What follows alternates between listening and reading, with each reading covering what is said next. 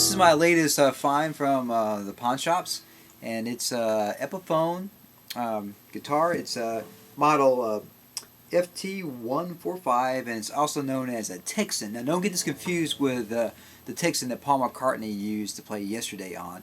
That's a different model. That's a model that was made in America, I believe.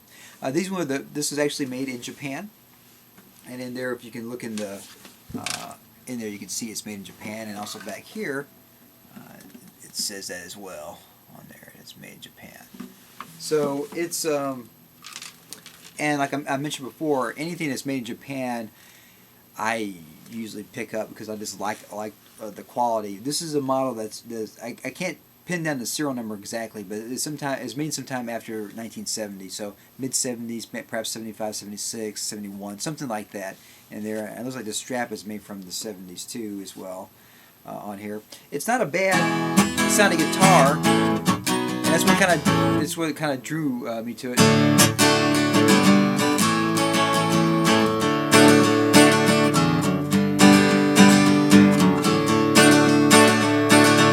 It's a nice sounding guitar, especially in the open chords. It's got a nice full booming sound to it. Now, one thing that's kind of unique to it is it's got a bolt-on neck, which usually for Gibsons they don't have that. And this was basically to keep the cost down for this guitar back in the 70s. However, I think Gibson or Epiphone must have done it right. Another thing about this, one reason why I really wanted to get this was because it kind of had a similar headstock to the Gibson on here. It's not the big Epiphone like it's usually the new ones are usually like another inch higher up and whatnot. This is a smaller, more Gibson-looking headstock here for the Epiphone on here, and it's got the big E on it. And from a distance, you might even think it's a Texan, a regular Texan. And this model here doesn't have Texan in the sticker in the middle, inside there, and the tag in there. Some of the ones I was doing some research on the internet has on it, but it's a good sounding guitar.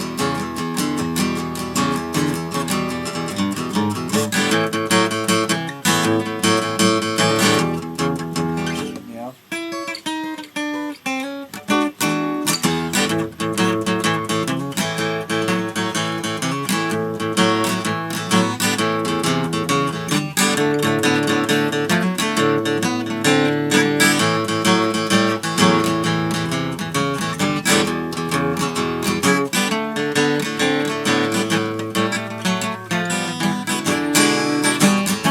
It's a good sounding guitar.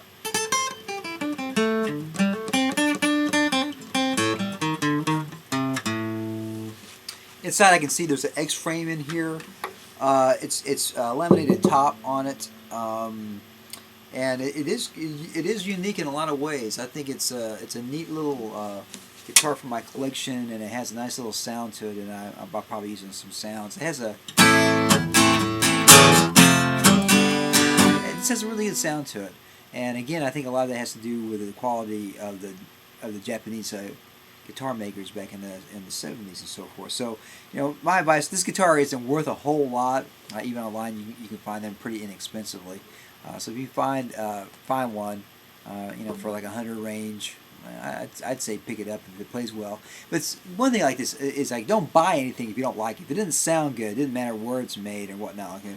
I didn't see any major cracks. A couple of little dings on it, but it's from 1970, so it's going to have that. The craftsmanship of this is really good. If you compare that to like a newer guitar, you're not going to see that on an inexpensive guitar. And originally these went for I think $138 new back in 1970, mid 70s. So that's probably more equivalent to like a $300 or $400 guitar today, probably in a lot of ways. The tuning mechanisms, or to change anything, I might would change those. Put a little oil. They're open, so you can put some oil on them, and they'll still work fine. It seems to be staying in tune pretty well. I need to change the strings on them.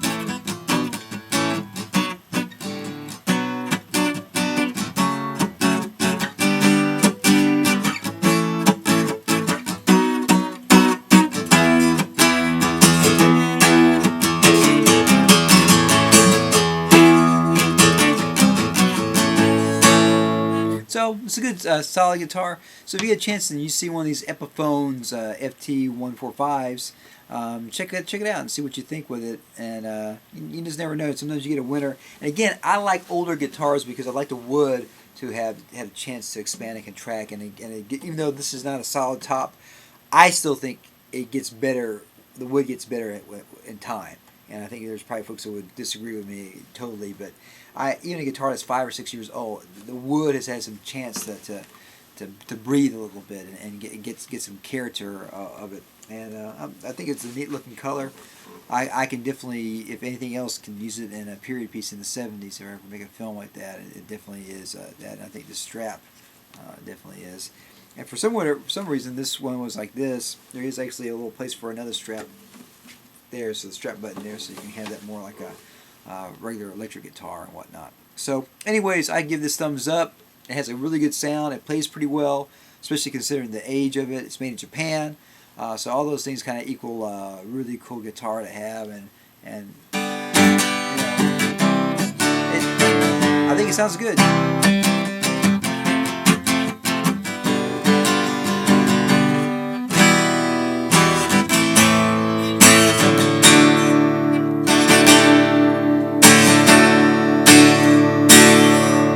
So it's a really good guitar.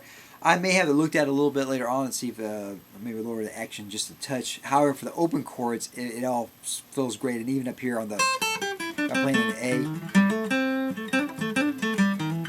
There's nothing too major. Down here on the 12th fret, these things are pretty heavy. I can't really bend on them. Has a good sound. There isn't any dead spots on it. The frets work is really good.